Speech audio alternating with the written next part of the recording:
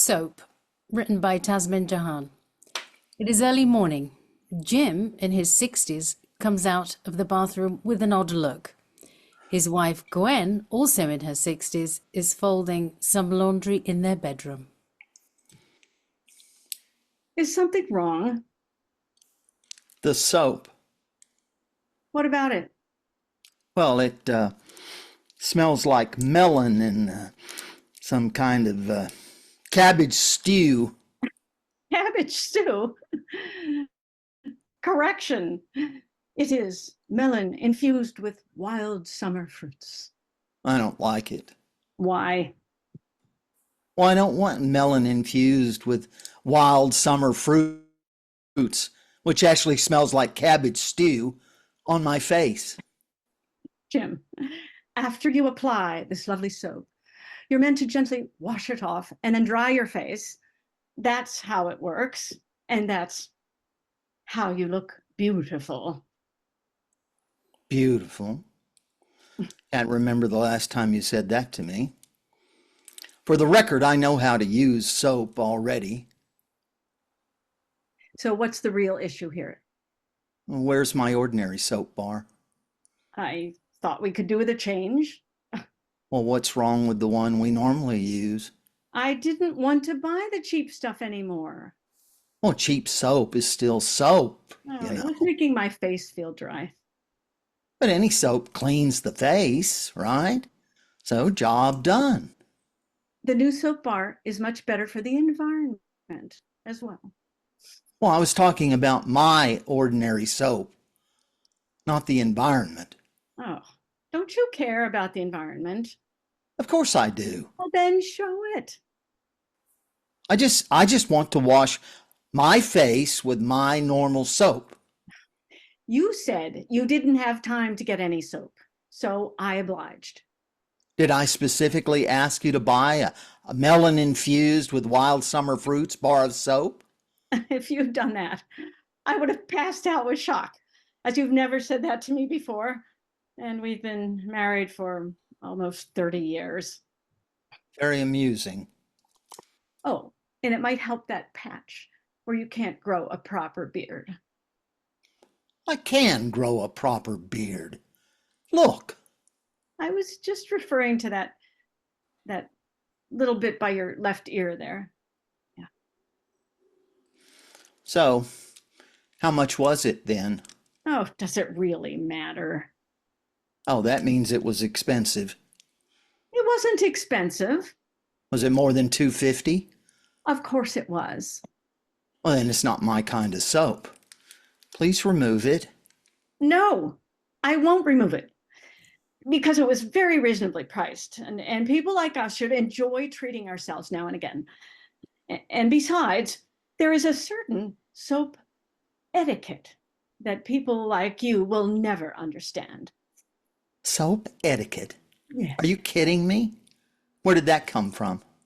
Well, you have to accept that it was a good price for a good quality soap. Plus, we should always take care of our skin, especially if one of us has more wrinkles than the other. Well, my wrinkles are better than yours. They make me look good. Is that what you say to yourself when you look in the mirror? Whatever. Gwen, I need figures, please. We spend a lot of money on toiletries as it is. Oh, fine. It was just under $8 for one bar of soap. $8 for a bar of smelly soap? Oh, this is unbelievable. I said under $8. Well, that probably means it was $7.99 for just one bar of soap. So what? Oh, we had bills to pay. I know that. The car insurance premium has increased by another 40%, even though I'm a very cautious driver and have been for the last 40 years. That's inflation for you. Anyway, we've already used the soap, so we might as well make the most of it. Did you buy more than one of these fancy soap bars? Sorry, what? Oh, that means you did, didn't you? There was a deal, and I liked the look of that deal, so I took advantage. I thought you loved me. Ugh, some days are harder than others. Trust me. I thought I explained to you that an expensive deal is not a deal. It's a con. I think I missed that meeting. Do you have the minutes of that particular meeting so I can get up to speed? You are missing the point here. I think you're overreacting and wasting time just over a bar of soap. Well, I have a say too, you know. We share the same bathroom. Remember? Why would I consciously do that over a bar of soap? I'm offended by these words today. Oh, well, I'm sorry to hear you're offended by this, but I love my melon infused with wild summer fruit soap bars, and I'm going to use them until we're done. I was really looking forward to a nice, relaxing morning. You just ruined it. Does that mean we won't be going out for a walk? Gwen, I have an idea. What's that? Let's just get a refund. We've already used the soap.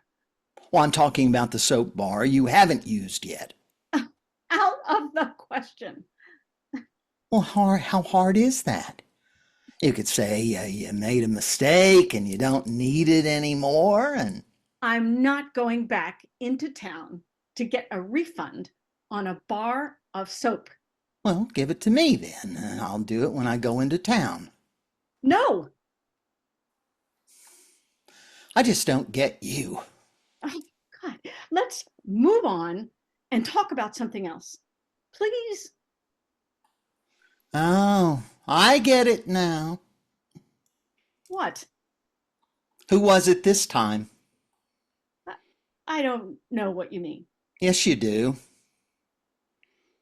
Can't you see that the melon infused with wild summer fruits bars make me happy? What about my feelings? Oh, God, I honestly thought you loved me. When you say things like that, I feel as though you're rejecting a part of me. I can only take so much. Why are you looking at me like that? Well, I'm looking for a guilty wrinkle on your face. Excuse me. I have my suspicions. I would like to finish folding this laundry without any further interruptions. Thank you. It was Lucy, wasn't it? Lucy? Admit it. Lucy's on vacation in Mexico. Well, then it must have been Linda. Linda's out of town. Then that leaves Katrina. Why, Katrina? Oh, because you usually get a little nervous around Katrina.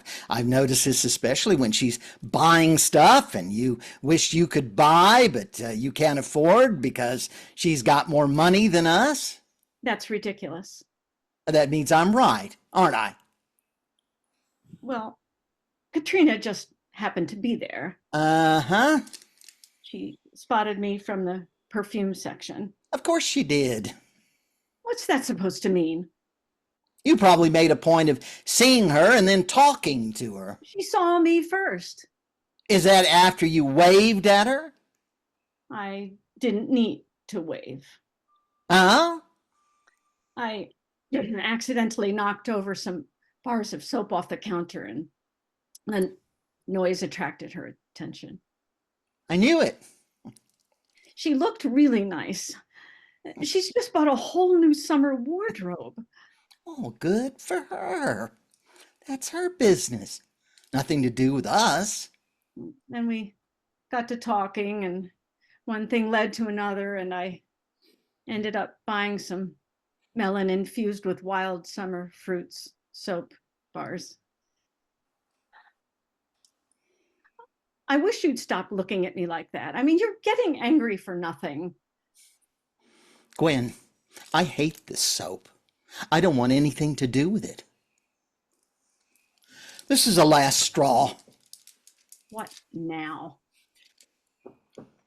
I'm going to give you an ultimatum. Oh, which is? Do you want me or the horrible melon infused with wild summer fruit soap? If you're going to be like that, then I choose the soap.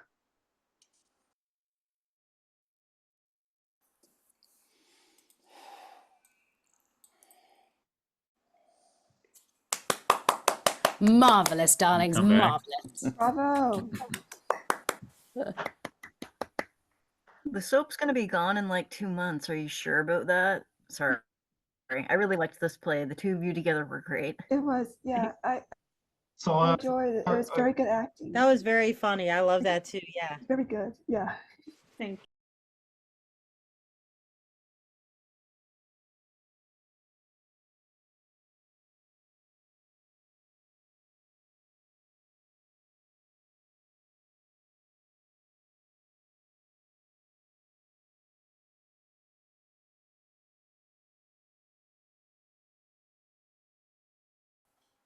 Give It to Me by Nicholas Hart. Location: Gertrude's one-bedroom apartment in Manhattan consists of a kitchen table center with 2 chairs either end. At Rise, Gertrude sits down with a plate of food at the table. I'm a sinner, Lord, who asks for forgiveness. Bless this food I'm about to eat, for I worked hard to make it taste great. She tastes the food. You're a terrific cook, Gertrude, if I do say so myself. She eats as a man enters quietly from behind her with a gun in his hand. Who's there? Don't move. Oh my God, what do you want? Relax. Keep continuing into eating your dinner. Who sent you? I have a Gertrude right to continues. know. For FYI, I don't negotiate with targets. You're going to kill me? How can you do that if you don't know why you're doing it? Doesn't matter why. I think there's been a mistake. I am not the target. No mistake. It'll be easier if you stay quiet. Why would I cooperate with you if I end up dead? Nothing you say will change your fate. Pretty sure it was Glenn, my ex. He doesn't want to pay alimony and hates that I had sex with another man. This despite the fact he's had sex with many other women during our marriage and doesn't give a rat's prick about it. Please don't beg. I despise begging. Unless you understand who Glenn is, you're going to think that I'm the evil one in our relationship. Do you at least know what I'm saying? Of course. That's a relief. Are you married, You Mr.? can call me Klaus. Do you know how tough marriage can be, Klaus? It's challenging. That's an understatement if there ever was. Not only has Glenn hired you to kill me, I'll bet he told you to burn my place to destroy any evidence I have on him. Am I right? I'm going to torch the place later, yes. How does it feel being a henchman for such a huge asshole? Do you find it exhilarating, or is this just a paycheck? I don't want to talk about it. That's because you thought about it even for a moment. You wouldn't go through with it. How can you help a man who wants to kill me due to his own personal bullshit? Doesn't matter. This is so unfair. You're probably not a bad person, but you're mixed up with Glenn, who's a very bad person. Klaus sits across the table from her. What are you eating? I like to experiment in the kitchen. This turned out wonderful, if I do say so myself. Fried or baked? It's a secret, but I'll tell you since you obviously appreciate good cuisine. I marinate the chicken for a good 10 minutes, fry it quick in oil, then place it in covered with foil in the oven for 20 minutes to seal in the flavor. It's absolutely delicious. You probably say that to all your victims. Oh, I mean it. You've got talent. You're so sweet. Glenn would never. He took me for granted. Ever do that to your wife? Take her for granted? You know how it is. No, Klaus, I don't know how it is. Tell me. Have you ever cheated on your wife like Glenn did on me? Does it matter? I want to know if you're a hypocrite. All men cheat. That's a blanket statement. You afraid to tell me or too embarrassed to say it out loud? Klaus eats more. If I let you live, would you cook for me? Certainly. Women don't like being the subservient, but I appreciate it. If you let me live, I'll do anything you want. You telling the truth about Glenn? We were married over 20 years. It's just, well, I heard different. From whom and what did they say? You've done things, Gertrude, haven't you? Yes, I've cooked food that you love. Probably poisoned me. I would never poison you, Klaus. Imagine we went steady. How would it work? I mean, would you give me the 3rd degree every time I went out for a job? No, Klaus, I would prepare a wonderful meal for when you get home and serve it to you under candlelight in my negligee. Be bliss to have a woman like that. One who understands you, that would be me. People don't realize this is very stressful work. And dangerous. It's nothing personal either. You know that, right? Of course. So did you cheat on your wife? You never said. Women will do anything to survive. And why waste a good roll in the hay? You really are an excellent cook, Gertrude. Kudos. Thank you, Klaus. Would you like to make love to me? I would, but Glenn's such an asshole. I think you know that by now. You're sweet, kind, and very handsome. I want you, Klaus, and all I need to know is, do you want me?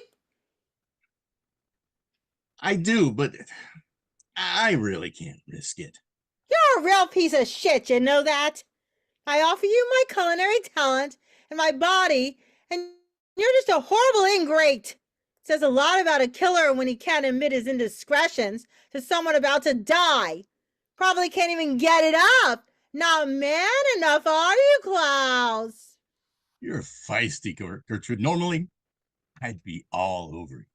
Try the wine. Your educated palate will appreciate it. Gertrude sips it first. Goes perfect with the dish. I'll make you happy, Klaus. I know I will. Please take a chance. I promise you won't regret it. I'd love to. Don't get me wrong. Kiss me. You can learn a lot from a woman's kiss. I don't think so. You're not afraid of a little old kiss, are you? Okay, 1 kiss. They kiss. You're a good kisser, Klaus, but you know that. Bet you say that to all the assassins. Not true. I know you. Inside, you feel things much more deeply than other people. It's who you really are. How'd you know that? I could be your barefoot lover who cooks meals for you. Klaus raises his gun. You don't want to shoot me, Klaus. Not really. I don't, but well, to answer your question, I have been faithful to Megan about a dozen times. Now you know. He raises his gun. A gun fires from under the table, throwing Klaus back. It's time you finally admitted it. Unlike you, I need to know if my target is guilty. Oh, it's Trudy. Need to clean up in aisle 3? Yes, Yuri, now. She kicks Klaus's gun away. Who hired you? It'll be easier if you stay quiet. Did my wife do this? Really? Don't think she's buying your lame excuses anymore, Klaus. Want to make it out with me now? Fuck you. I was serious about starting a life together. Your loss. You know, a woman scorned is more dangerous than an angry wife. Oh, Megan said to tell you she hated you, and now, haha, so do I. It's not simply a job, it's sweet. Revenge. Bye, Klaus. Nothing personal, just a paycheck. She puts a gun to his head. End of play.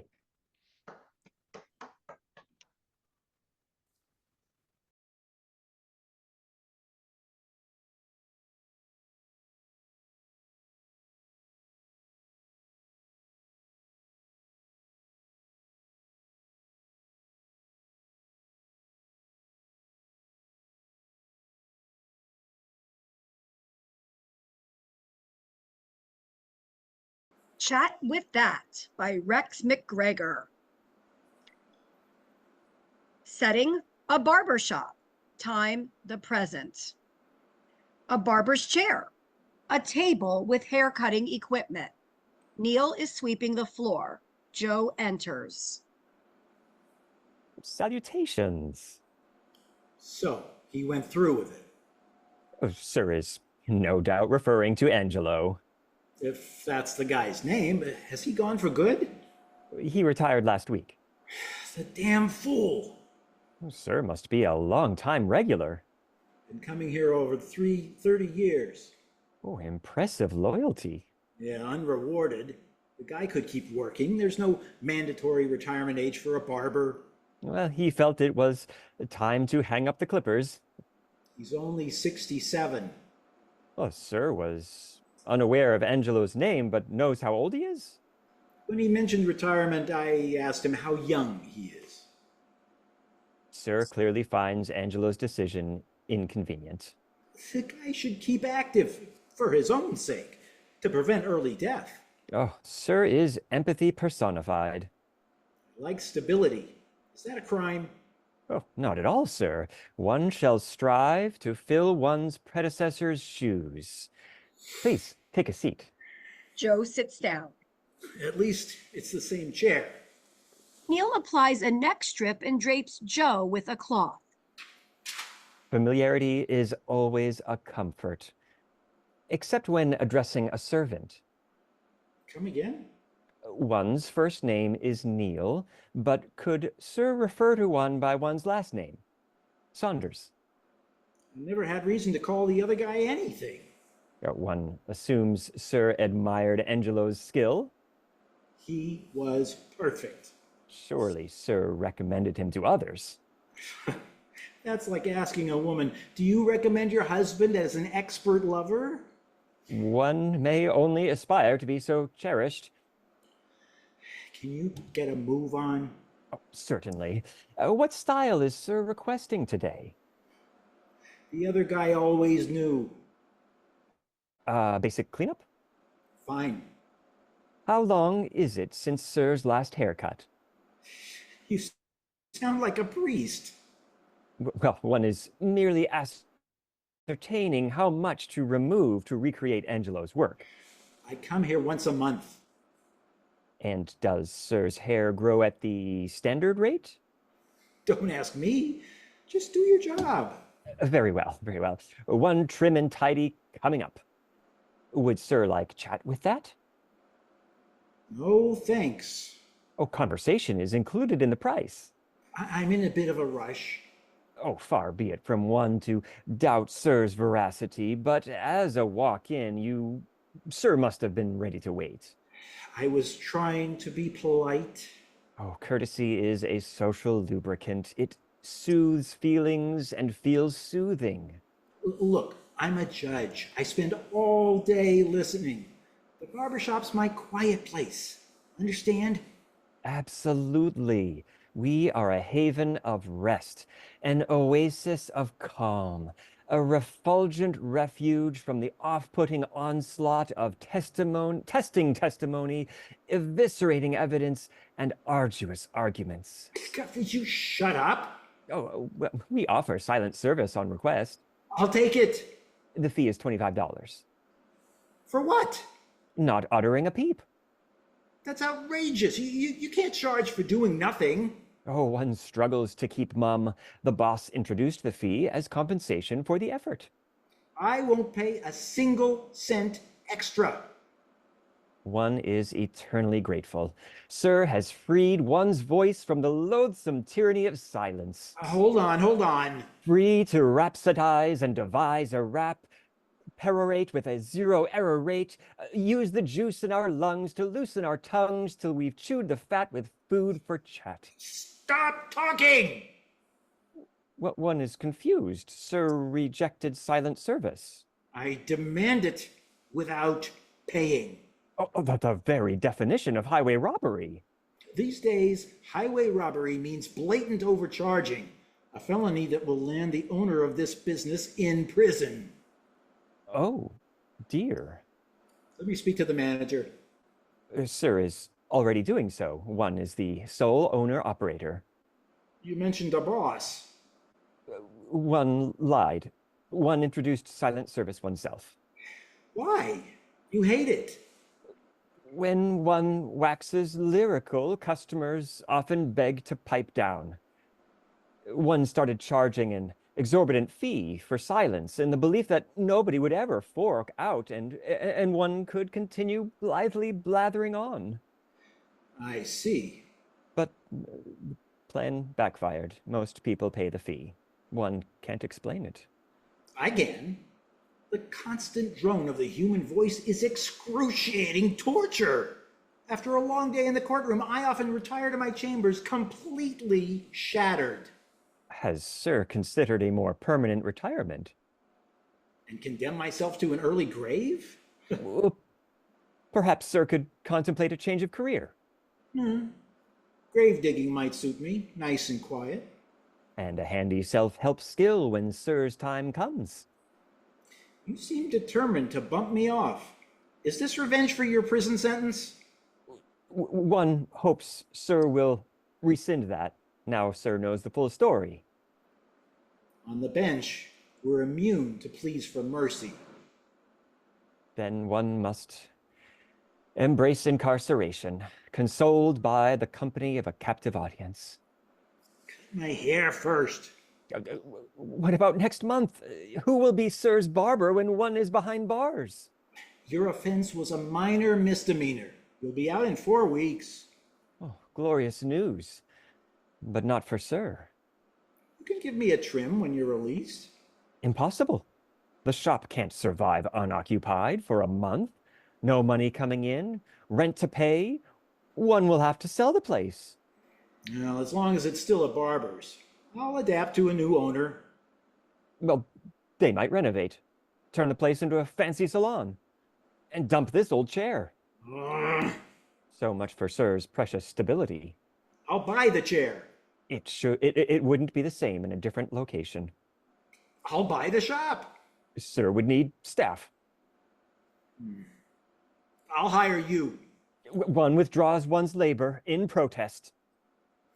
Hire someone else. Or become an owner-operator. What? Barber's work is lighter than a gravedigger's. With me in charge, it'll be blissfully quiet. Well, hairstyling requires special training. I watched the other guy for decades. I know the drill. Sir underestimates the complexity. I just need practice. Let me start on you. One must decline.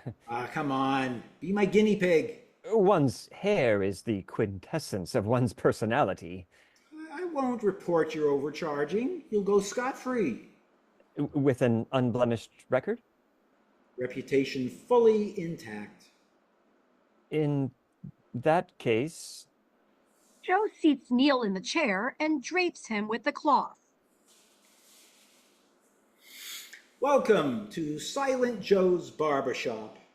Now, what do we got here? Oh, not the razor, not the straight razor. Sir might slit one's throat. Oh, well, clippers. This'll be fun. Careful, that's a dangerous weapon in the hands of an amateur. I'll start at the back.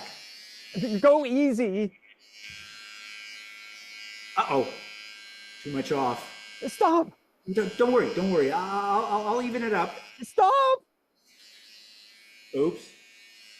For one's crowning glory.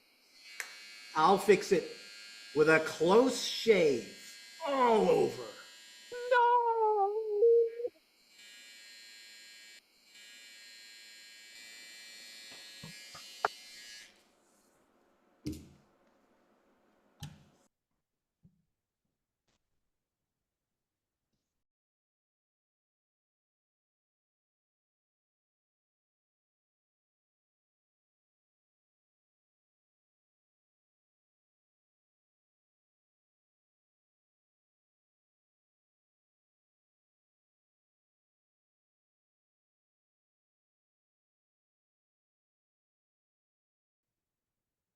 Fetch the Plumber, a short comedy play by Maggie Merritt.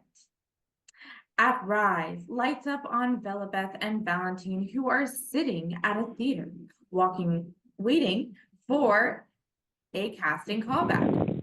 Valentine is in disguise as Mr. Valbeth sniffing the air. What is that rather unpleasant smell? It's like a wave of nauseating stink.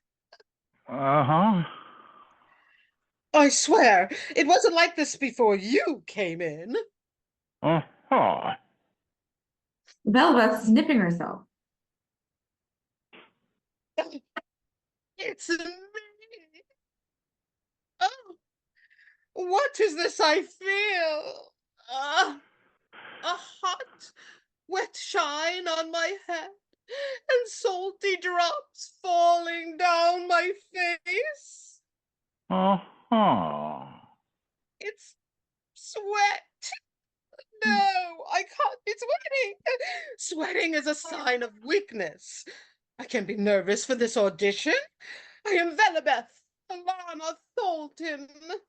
Fear is a demon I shall slay. Uh-huh. Breeze entering the room. Yeah, man, there are some sweet vibes in here. Velabeth looking Breeze up and down. Who are you? Breeze. Breeze? What kind of a name is that? A name my parents gave me. Well, they also gave it to my 12 sisters and brothers, but I am okay with that now. There are 13 of you named Breeze? We are a poor family, dude. We can only afford one name. What are you doing here? Surely you aren't auditioning. Yeah, dude. Velabeth to Valentine. Can you believe this is who they picked as my opponent? Uh-huh. Breeze to Velabeth. Hey, dude. I am not dude. I am Velabeth Alana Thornton. Groovy. Velabeth to Valentine. Leave her. She doesn't know a big star like myself. From the rainbow beads in her hair. Uh-huh.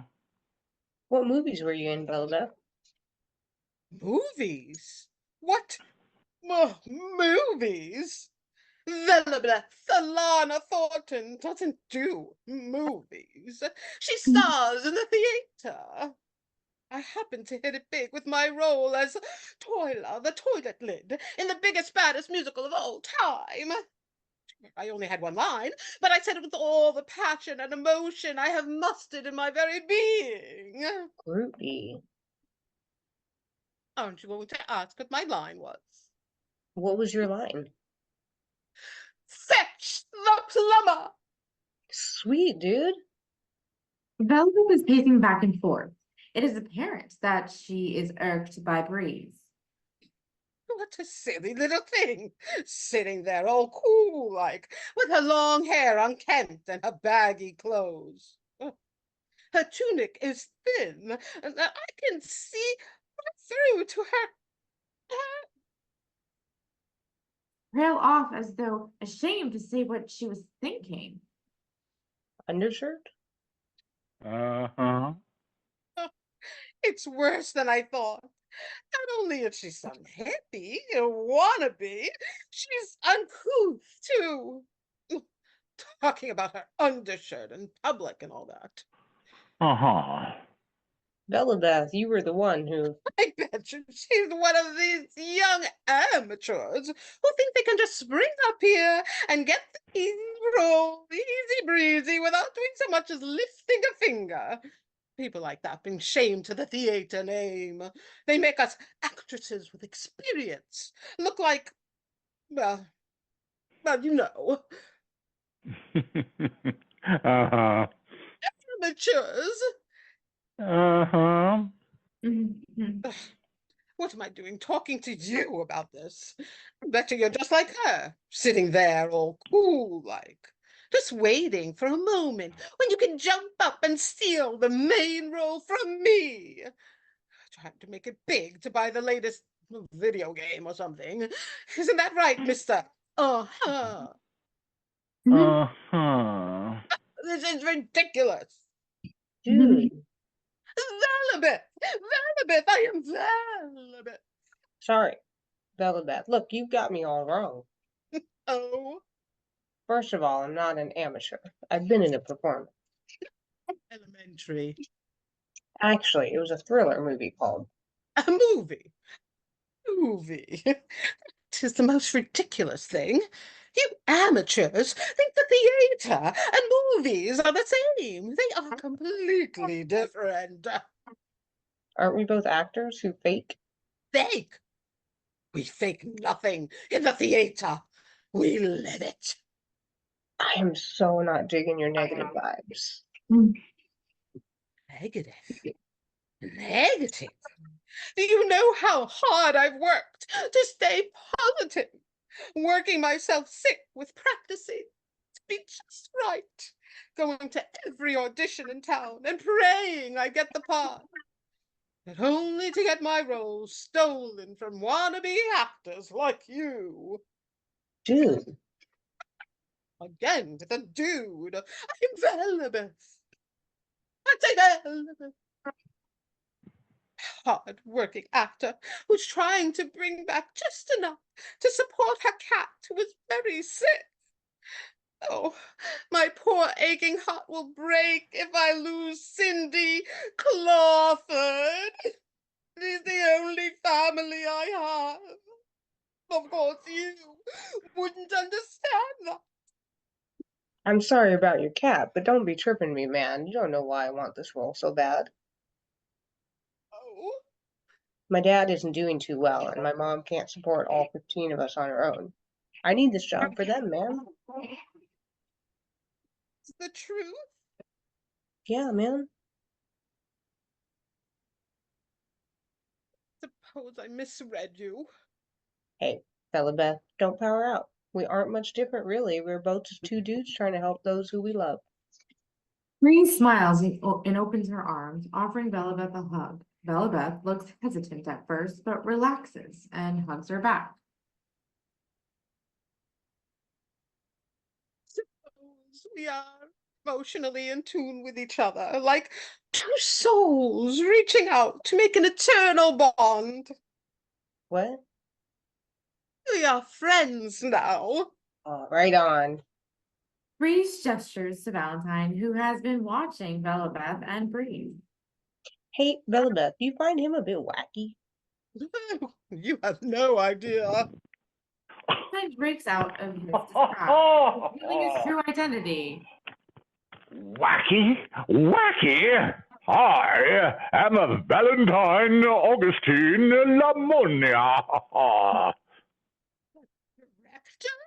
Valentine Augustine Lamonia? That's who. And I would have considered giving you both roles if you hadn't blown it like a bunch of Velabeth and Breeze gasp while Valentine stumbles on his words. Wait, what? Amateurs. Be what you want, but how dare you call my friend the A word? Velabeth takes Breeze's hand and begins to walk off. Where are we going? Somewhere where they recognize real talent. Groovy, man. Yes, fine. Go ahead. I don't need you to. I can find anyone to fill your roles. Valentine looks around, but seeing no one else is around, becomes desperate and runs after Velabeth and Breeze. Congratulations. You both have roles. Moments ago, you called us the A word. Yeah, man, that's not cool. Oh, that was a test. Valentine pauses for a bit as he thinks up something to say. After a pause, he continues talking. I like to make little scenarios like that to see how my potential performers can handle pressure. After all, this business isn't easy to get into. Why on earth would anyone want to work for you after you offended them? It makes things more interesting. Now, are you taking the job, or should I offer it to Cindy Clawford instead? Yeah, man. Bygones be bygones is my motto. That's why they call me Breeze, because I'm easy floating, just like a summer breeze. Solana Thornton is no amateur. Velvet exits the stage in a grand style with Grace, and Valentine watch her with interest. Amateur. That's no amateur. That's Velibeth Alana Thornton. The who? The what now? Only the best toilet lid in town.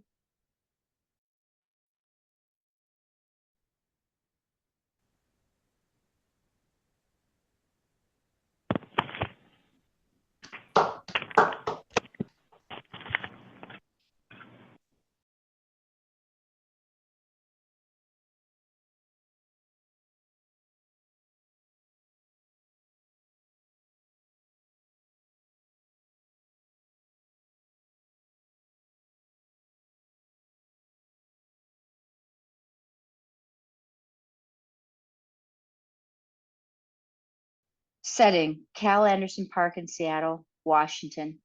Max invited Whitney to join them in the park when the trial went into a brief recess for lunch. Max yearned to get out of the courthouse and into fresh air and wanted to check on Whitney.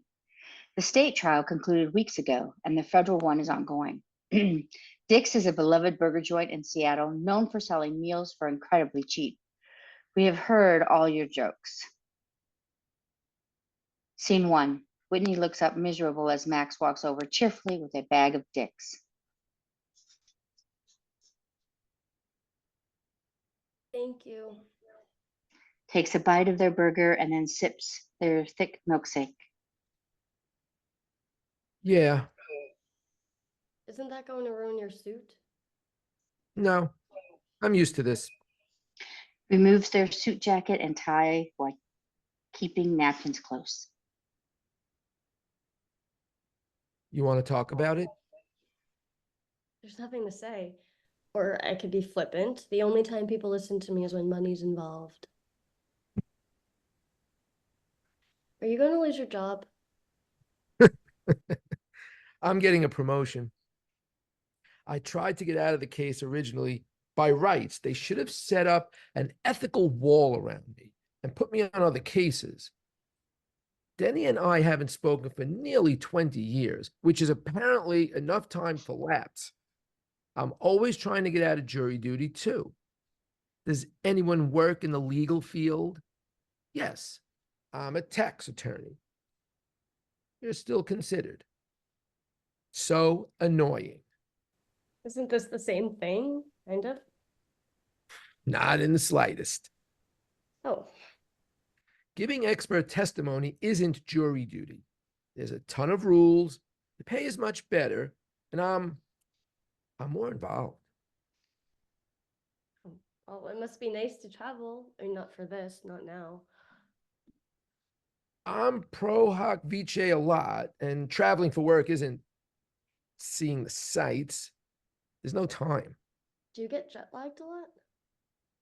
I hate it. I'm so sorry for dragging you into this.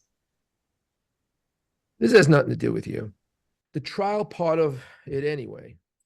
My testimony's federal. You gave an affidavit for a state trial. Superior Court is on 3rd Avenue. District Court is where my trial is on 7th Avenue. So they don't overlap? But aren't we both witnesses? I mean, maybe I should ask my lawyer, prosecutor. Did the test prep help? Witness prep help? I freaked out and started crying. She had to calm me down. I didn't want to do this. There's no real evidence anyway. I'm going to go to jail for perjury. Wrong on the last 2 counts. I didn't, the paperwork. Denny left it everywhere. He tried to make me sign things. Denny lied to a lot of people, several organizations, and he stole money from each. He was doing this long, long before he spontaneously offered to have you move in with him and Deanna. The shelters, they all have wait lists and some charge money. I was too scared to live on the street. I moved in. Denny raised my rent right after we had a huge fight. He had papers for me that were clearly fake, and I just saw taxes he was doing, and he was lying. Raising the rent was essentially a punishment. I called the town sheriff and I told him I was being pressured to commit forgery. I didn't know how to describe it. I mean, you probably know all of this. Pretty brave to stand up to a guy like him. Oh, You survived talking to a ton of officials. yeah, with serious consequences for me if I said anything wrong. Don't discount yourself. He was in handcuffs. He was wearing a t-shirt and sweatpants when they arrested him. Actual arrest for fraudulent paperwork. My own landlord, roommate, and family friend tried to intimidate me. I can't really talk to a therapist. Where would I even start? Me neither. Look, I'm choosing to testify against Denny, who helped raise me.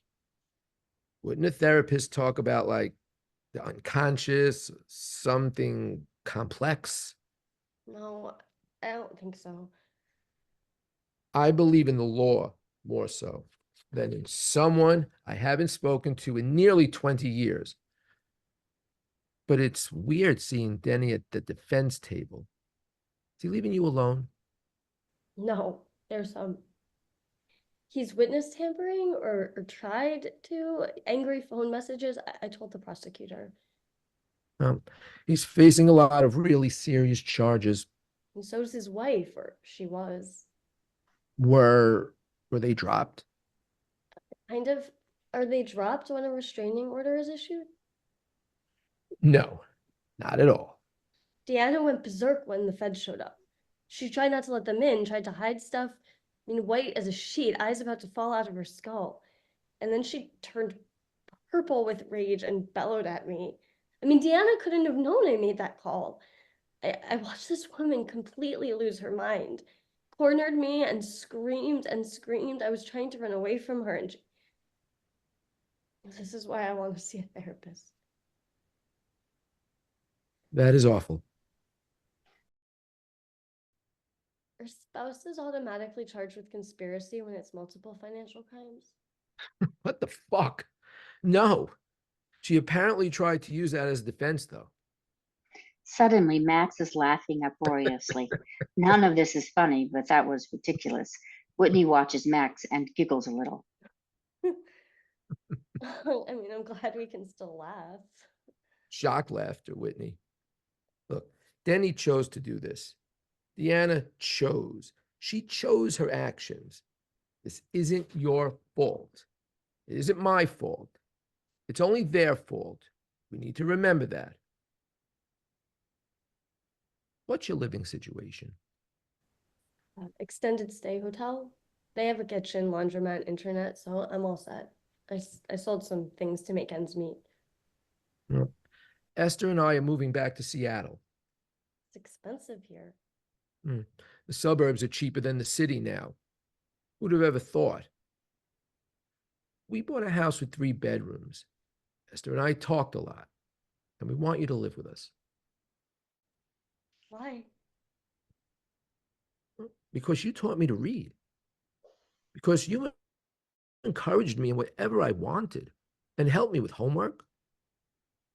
Because you always drop whatever you're doing and come visit when I'm in Seattle. You comforted Esther when her mom was terrible about our wedding. I'm so sorry Esther had to go through that. I want you to teach shortstop to read. How'd she get that nickname? Silly story for later. How is she with the terrible twos of toddlerhood?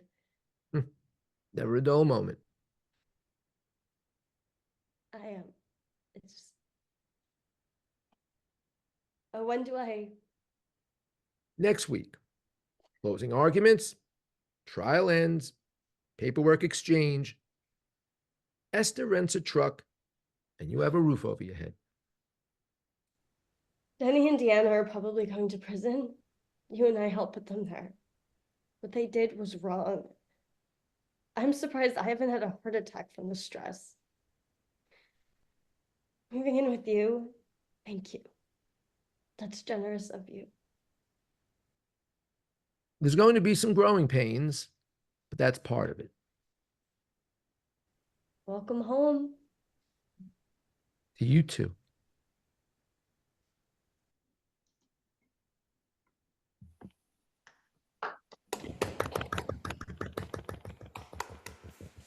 Well, that completes the performances. Yay. Now we usually hang out and do a little conversation about what we've just done. Cool. So if you can hang out with us, please do. If you have to drop off, leave early, that's okay. But to warn you, the conversation usually goes a lot longer than the performances. So our first one was Soap by Tasman Jahan. That was good. Well done, Paul. Well done, Susan. Love the energy. I believed you. I really thought you were married, but you're clearly not. It was very good acting. Very good. Very good. It was Yeah. Very good. It worked really well. I felt your characters, like I felt Tasman, I think you recorded some conversations between my wife and myself. I think. And Paul went the extra mile. Yes.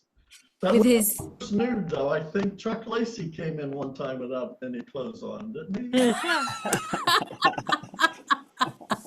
Loved it. Loved it. Never thought I would actually write about soap. Yes. But I did. I loved it. That was very funny. It's just about soap. And this is play number 41 of 365. Wow. It's so much fun to do. Thank you, Tasman. Yeah, no, thank you. Thank you, Tasman. Yeah, you were great. Thank you. Cabbage stew.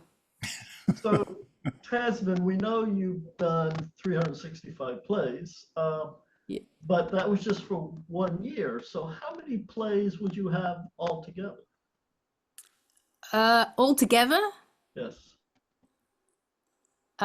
just over 500. Wow, that's awesome. Yes. So short ones and full length, yeah. Wow. Okay, just over 500, as in you don't consider 500 a lot, or narrowly over 500? 500 is a lot. Well, you know what? I had to take a break afterwards. Yes. Because I just thought I got to a point where I thought I now need to focus on the ones that I've written, because I could go on and on and on. But then I've always I said at the beginning of my 365 that I think I'll probably have 100 good ones, and the rest will probably be, those moments where I was trying to think of something and it didn't quite work out. But I got some good ones there. Phenomenal. I'm sorry. What'd you say? Was that Zev? Sorry, Zev, what did you say? I didn't hear you. Oh, my internet's cutting in and out. I'm sorry. I've heard your plays done for years in different groups, and you're phenomenal. I would. So You're don't very you worry. kind. I try. But when you have great actors, I think that really helps. Writing, I've always said, we only do 50% of the work. Doesn't matter how long you've been spending on that piece, it's only 50% of the work, and then the actors bring it to life. We then come full circle, and the actors were fantastic. And do you know how many times I'm going to watch this recording? Tons. Well, the thing that Tasman does is these relationships are so universal, everybody can get it. So it's pretty easy to tune in, and it's fun working with Paul. So Yeah, when she first talked to me about it, she says, "You'll get this guy. You'll understand him." And I'm so glad you did. And you went the extra mile. We saw bare-chested Paul. Oh, no, sorry. It was Jim. Sorry. we watched him strip. Jim. well done. Well done. Well done. Well done, Tasman. Really enjoyed it. Thank you. Tasman's being humble. She's brilliant. Oh, bless you. So much fun. And prolific. Every time there's something new. But I really love this streak of comedies you've been bringing in, because we've Yeah, they're seen very good. so many of your dramatic pieces and your mysteries and all of your interesting, intricate pieces. And now there's been a string of comedies lately. I'm loving it. Oh, thank too. you. Thank Yeah, you. me too. Thank you to the actors. Without you guys, you've all, Les has been in something, Susan, Paul, obviously, and others. You know, you're so great. And I love this group. Thank you, Stephen. And it really helps, you know, when you bring the words to life, it really, really helps writers like us, because we're always trying to improve our craft, you know? So it really helps. Thank you so much. I think it's a great tool for writers to actually be able to hear your work. You hear what works and what doesn't, and you get a lot of good feedback here. And I think it's great for the actors to be able to have to get into a character quickly. It's a good tool. And the subtext also of just you know, you've been talking about a bar of soap, but there's so much more underneath it. And Susan and Paul brought so much to that. And I'm putting in my bid that Paul does every single role from now on in a towel. Now look what you've done. I've branded myself as the actor in the towel. It must be. Hey, when I go to bed tonight, Nightmares, right? Mark, you should keep this in mind whenever we get to the mermaid shipwreck play. wow, Gotcha. competition. Intrigued. Yes. Good. Our next play was Given to Me. Nicholas Hart had to leave. So let's hear from the actor. What did you think about the script? How did you feel about your characters? I love the script. I thought the characters were clever. I love the twist at the end where she's actually the assassin. And I thought that was yeah, I really enjoyed that. I was like, oh, that's very cool. Gertrude Yeah. shot first. Yeah, I didn't see that coming. You did that really well. That was great. Oh, thank Yeah. Yeah, you were all really good. great. Oh, Yeah. sorry, go on. Yeah. And I thought with Klaus, I thought, who the hell is he trying to convince? What the hell is he doing? And then it turns out that Gertrude is pushing all the buttons here. And some of your lines were just hilarious. Yeah, it was so good. Well done. Thank you. It kind of explains it when you get to the end, how calmly she approached this whole ideal of someone showing up in her house with a gun. Yes. About ready to kill her. I'm going, how could she be acting this? Yeah, she's not running out of the room screaming, which is kind of funny. Yeah, she has a She's gun like, on her "Oh, you lap." know, ready. cheat on your wife, you know. Big penalty. Good. Yeah, it was very good. Well done. Well done to Bob and well done to Trisha. Thank you. And Tim. Oh, and And Tim. I'm yeah. so sorry, Tim. Bob and Didn't mean to Tim, leave great you out. job. Yeah, both of y'all were great. Yeah. When we did rehearsals in the room, we swapped the roles to see. Ah. So we each got a chance to hear it from with the other person doing it. So Oh, how that's interesting. another case of an actor being able to use perhaps the other actors something that they do in their own Right. performance. Yeah, for sure. Oh. Both And were good, yeah. Tim, you were, this is your first time here, correct? Yes. Yes, Okay. this is my first. Thank you. Did you enjoy it? Yes, I did very much. Good, good. Yeah, this is a good group of people. And Very we do it creative. every fourth Sunday. Okay. It's a lot of fun. Yeah, for sure. Yeah, welcome. So Enjoyed that. the best way to do this is for the writer, at least after the first of the month, start posting their plays. Uh-huh. And then the actors just come in and say, hey, yeah, I'd take that part. And then usually all of that is settled before we actually start. Uh-huh. But we managed today, thanks to Leslie. It was good work. Well done, Les. Actually, I'm Good here job, because Leslie. I'm actually here because Oh, of Leslie. Leslie. Thank you. And I just want to say I can't start my video, so I don't know. It says it's been denied Okay, just a second. or disabled. It's still recording. Let's see. Yeah, we can still see the picture there, Amy. That's weird. Yeah. Yeah, I don't know. But I want you all to know that you have some brilliant people that I brought in, and Tim is one of them. And so wait till you see what he can do with the role. So Okay. I love cast him. him. Thank you, sweetie. I don't know. So I'm giving a message that says Amy Fall will start video later. I don't know what that means. That's strange. Yeah, I don't know. So can you hover over your stop video to see if it's still marked out? Ah, There you go. now. Yeah, great. And to tell you the truth, usually, and it depends, again, I should have asked Zeb about this if she wanted me to do it or not, but usually the narrator is not seen. Usually they're off video. So when your picture was just there for the longest amount of time and you weren't actually saying anything, I was the one who shut the video off just so that we could see the two characters. That's why that happened.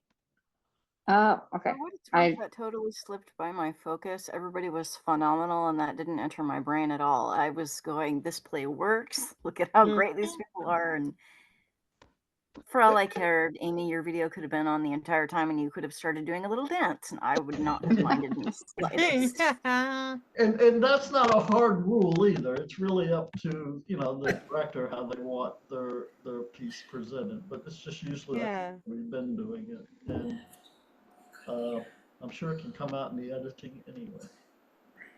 So that was Give It To Me, right? We've only done two. So the third one is Chat With That from Rex McGregor. Oh, so funny. Hey, Well Rex, done, Mark, and well done, Corey. Rex, we had another visitor in here earlier. She couldn't stay very long, but she was also from London. She was familiar with Tasman, but the one person that she did know a lot was Rex McGregor. I think that's Allison. Yeah. Oh, yeah. Because I know Rex Alison. is everywhere's all the time at once.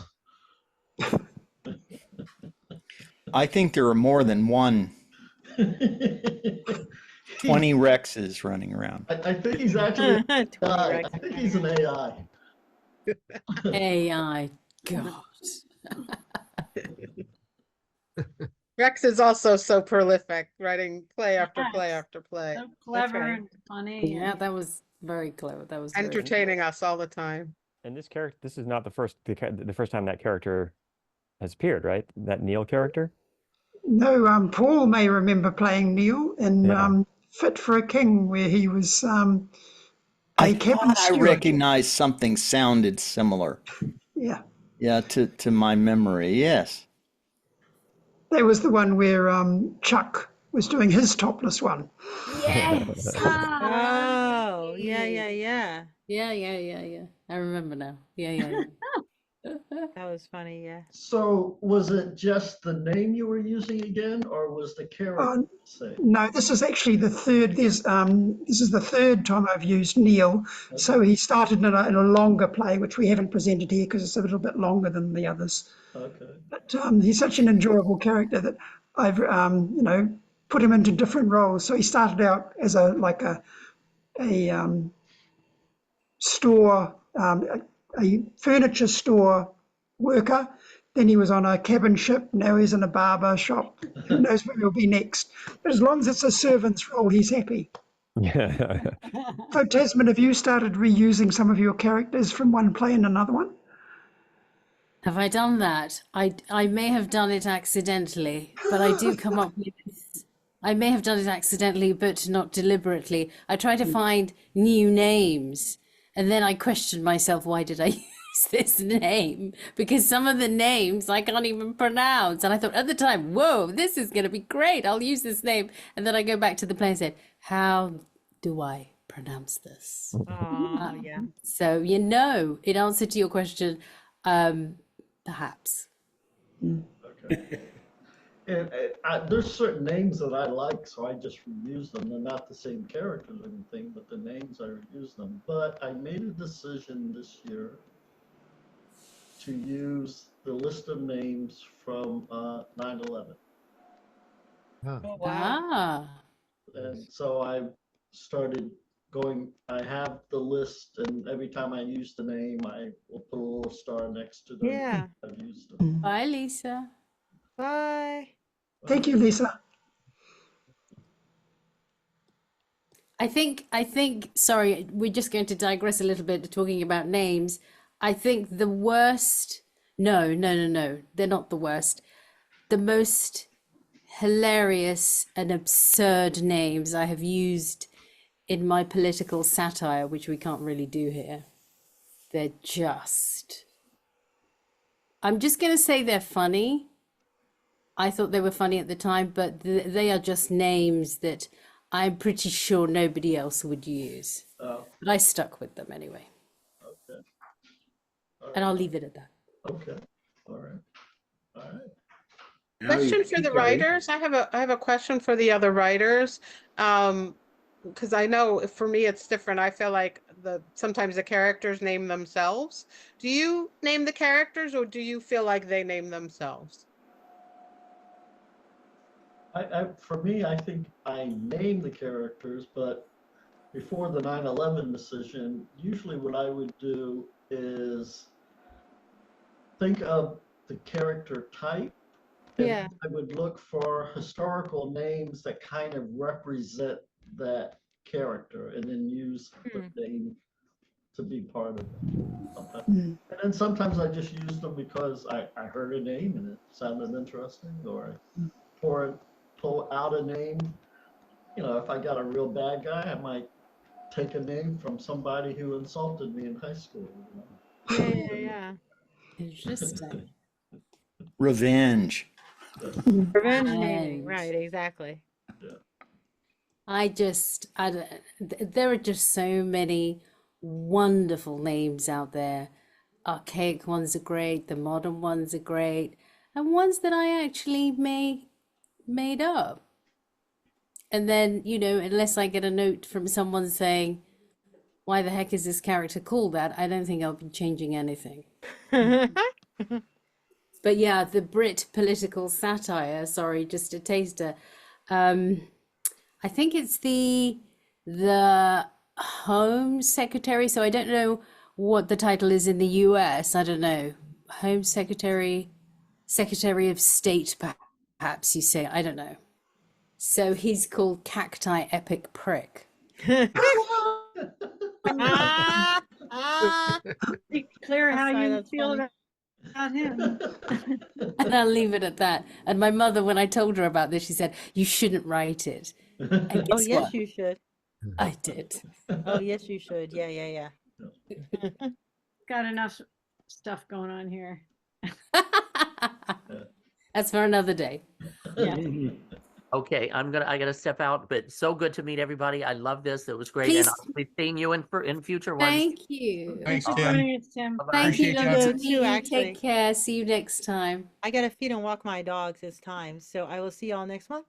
So long. Great Oh, job. bye, Trisha. Well Bye. done. You were Thanks, everybody. great. Great job, everybody. You too. You too. So are we on the fourth one now? Fetch the plumber? Yeah, I just wanted to quickly say thank you for those performances, Mark and Corey. That was a delightful for me to watch. My pleasure. Thank you. It was really fun. Nice to see you doing comedy, Corey, also. Oh, And Yes. Corey's becoming kind of a regular now, aren't you? Yeah, I'm trying to. Good. Yeah, thanks. Cool. Yeah, I love doing comedies. That's sort of that's generally my wheelhouse. But yeah, Rex's scripts are always just so fun. Sure. Yeah. I think it's the second one I've done, and they're just so clever and fun. So it's Fetch the plumber. Maggie? Good Maggie. Yes. Hello. Leslie, you were great as Valabeth. That was hilarious. Love the drama. Oh my God. Yes. It was very well done. I loved all the characters. how you like stuck to the character's core traits, but also out of your own. So it's really well done. I enjoyed it. Even the ahas were very. Yeah, and we discussed that during rehearsals too, because we wasn't sure if we're like supposed to play it like kind of flat or add a little personality. I'm like, add personality to it, give it personality, even though he only has like those lines. Got some personality to it. So he did well. Very good. That was good. Him being on the phone even worked. I thought he was just like, like an actor at an audition on the phone. Yeah. So I was like, oh, like I thought that was a choice, and then I I don't realized know if later. that was planned. I don't think it was planned. Yeah. But it worked. It did work, yeah. It was not planned. It wasn't planned. I have extreme technical difficulties here. Yeah, it worked. It worked out though. It worked. That was perfect. And it was. I liked how you did the disguise. We did. Now I got to talk about it. For some reason, Fetch the plumber, I thought the plumber's name was Fetch, and Sure. Oh my God, imagine. Okay, you give me another idea there that I could use. What's your name, Fetch? Okay, well. For what? That was the line that she used in her show. And she said, "Fetch the plumber." So I just put it. And that was so over the top. It was just. And it works so well. Oh yeah, we've all seen actresses like that, and actors for that matter. But that's what happens when you cast the chameleon. That's Leslie's name, the chameleon. They contrasted so The chameleon. Yes. Yeah, with Breeze. Yeah. That was an intriguing name. Yeah. Velabeth. Breeze. Yes. How many brothers and sisters does she have? Well, 13. It's so good. Really well So done. many breezes. I bet it's a windy day. So Maggie, do you have more to bring in? Yeah, I have quite a few plays. I'm always working on more. I have 5 right now that are officially finished. Okay. I'll bring in. Brilliant. And I'm always in the process of making more. They're all short plays. Yeah, that's all we 10 ask. minutes or less. Is So, that yeah. they don't go over 10 minutes. Yeah, 10 minutes or less. And just so that you don't have a headache, it should be 5 or less characters. Yeah, all my stories are pretty much from 1 to 4 characters. Bye. See you soon. Yeah. Now, we have had plays where they maybe have like 1 or 2 extras that have like 1 or 2 lines, and as long as they're not talking to one another, you can double up on the actors playing more than 1 role if you want to do that. We just find that is All my plays are 10 minutes or less. Means you have 4 less characters. So, good. Yeah, so I'm good with that. It's really good. Welcome. Yeah, well done, Maggie. Well done, Leslie. And the person who played Breeze, I can't remember her name. Mandy. Mandy. She did well too. Yeah. As always, bravo, Leslie. Yeah. I asked Maggie in the rehearsal. I said, "Do you want me to go bigger or smaller?" Big as possible. Let me guess what she said. Great job. It was great. I loved it. Perfect. I love that kind of You diva. energy. Excellent. Our last one was from Zev Johnston. Cost. Did it work for you, Zev? I think this is the first. Is this the first one you've? Bill's still here. Is she still here, Zev? Did she take off? I don't see her. Yep, looks like she left. Okay, now we can talk about her. So, for those who are still here, how did the play go for you? I think all the actors have left also, haven't they? I'm still here. Oh, there you go, Phil. Yeah, no, it was she in the in the breakout room. She was happy after the first and then the second reading, and so that was nice to hear. She was very pleased. I thought, I loved it because when I first read it, I wasn't sure where it was going, and I could see that there was plenty of room as it was moving on to develop into something more. And I just thought that it was just an interesting choice of a story and characters to put these two together. So I thought it really it has a lot of potential. Great. And do you think this will be something you'll come back to? Oh, absolutely. But thank you so much, by the way, for having me. And Leslie, thanks for the hookup. I love it. Thank you all for having me today. Yes, yes. Great job. Thanks for coming. Yeah, you did Oh really my well. God, Well thank you. done. Welcome. And Jessica, this is your first time in also? Yes, yes, this is really cool. I'm new to New York City, and I met Leslie actually recently at like a networking event. So, and she told me about it. So this is really cool. Oh, that's You lovely. did a Well great done. job, Jessica. Oh, thank you. Yeah, it's great. Fun Well reading done. stage practice, honestly. It's fun being a narrator. I'd love to do it. Yeah. So then just keep an eye on the page whenever a writer posts something that they're looking for, then just volunteer, reach out to them and volunteer. Okay, sound good. Thank you so much. We need to give Leslie a recruiting fee. I So tell you what, good. I'll give her 10% of mine. Yeah, there you go. Networking. Good networking there. Nice. Well done, Leslie. Bless you. And Paul deserves one too, because I'm here because of Paul Carpenter. Ah, Ah, Oh, all right. well done. and thank you, Stephen, again. Oh, you're very welcome. I'm glad everybody Yes. is still coming in. I'm glad we have some new people coming in. Yeah. So again, it's always the fourth Sunday, except in December. We might drop off in December. Just keep watching the pages, like I said. Excellent. Yeah, in advance, just to Thank you. who's ever left, it's like Stephen said, the fourth Sunday of every month. So grab the roles when you can because they go quickly sometimes. And sometimes the playwrights will reach out directly. Sometimes they'll post them on the page, so that can happen too. And yeah, the fourth Sunday, it's always the fourth Sunday. I won't see all of you. I've loved seeing all of you today, but I won't see you for a few months. But I will. Yeah, I know. But it's for a good reason. I'm doing an off-Broadway show. So Brilliant. Brilliant. Oh, So, breaking yeah. news. Congratulations. We have two shows on Sundays, so we do a matinee and an evening, which is they don't always do that in New York, but we are. So And how many characters are you playing? this one I'm playing 3 roles. Wow. Fantastic. You could squeeze us in between the matinee and the. Yeah, so I won't be casting for next month. You're all on your own.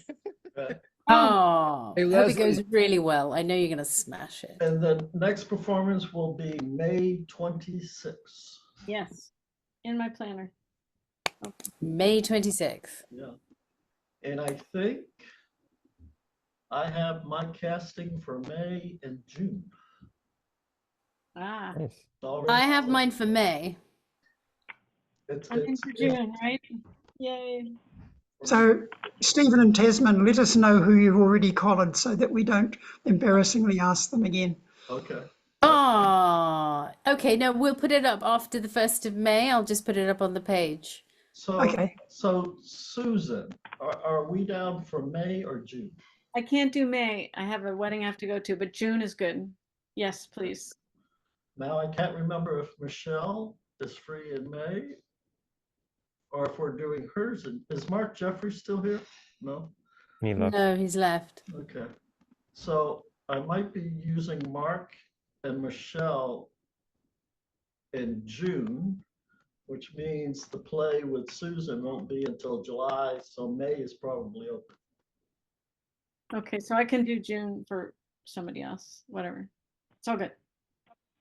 It's all good. All very exciting. So much to look forward Great stuff. to. Bravo, everyone. Bravo, bravo, bravo. Well Just had done, that well done. Catherine. Do not buy soap with cabbage stew. And make sure it's not $8 for crying out My loud. God. $8 for bar soap. Mad. $7.99. Oh, sorry.